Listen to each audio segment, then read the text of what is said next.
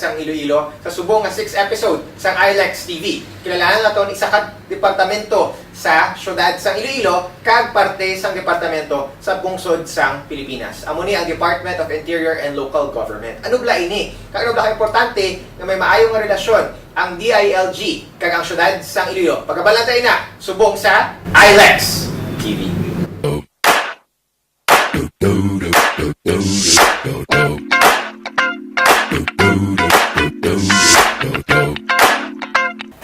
Ako gali si Attorney Ferdinand Panes, no, ang City Director sa DILG Iloilo City for almost 5 years.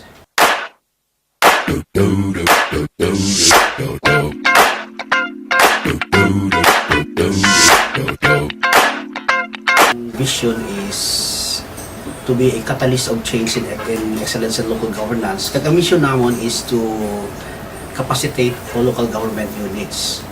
Because of this, ang among department nakakam up sa mga nagakalain-lain nga mga programa para nga makabenepisyo ang atong pamumuyo through our LGUs, no.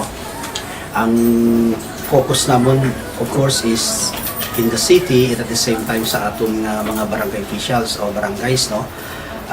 We are activating mga nagakalain-lain nga council sa syudad kag sa aton man nga mga barangays. We have our Disaster Risk Reduction Management Councils, we have our Peace and Order Councils, we have our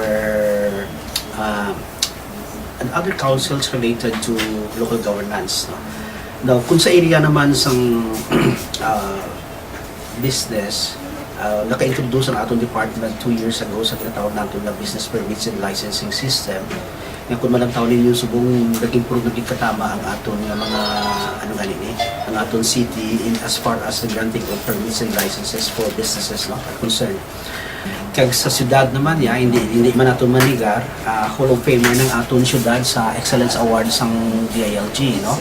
So ining Excel Award ini ginahatag sang departamento sa mga LGUs, cities, municipalities, provinces na nag-excel in the different areas of local governance, no?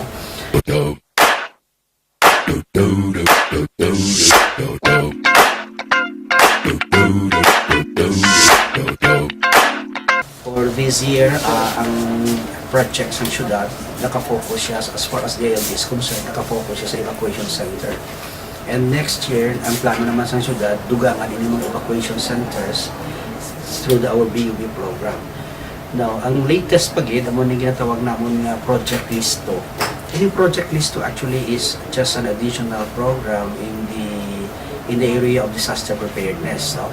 Diri ginagiyahan nato ng ato mga local chief executives on minimum critical preparations in case of incoming typhoons.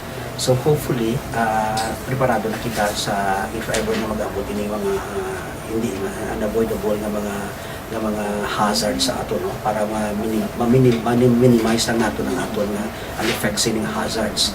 So may araman kita in the furtherance of transparency, launch naman ang tawag na mga project PUBAS o ugnayan ng barangay at simbahan, no, through the collaborative efforts ng simbahan sa barangays.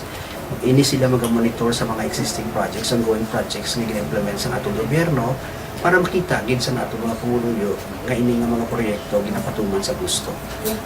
Emphasize ko lang nga ang role sa departamento is only to exercise supervision.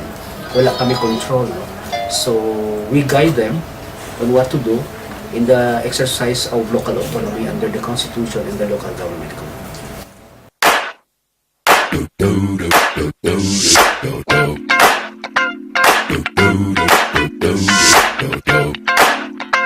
Ang DILG ang koneksyon sa nasyonal pakadto sa lokal.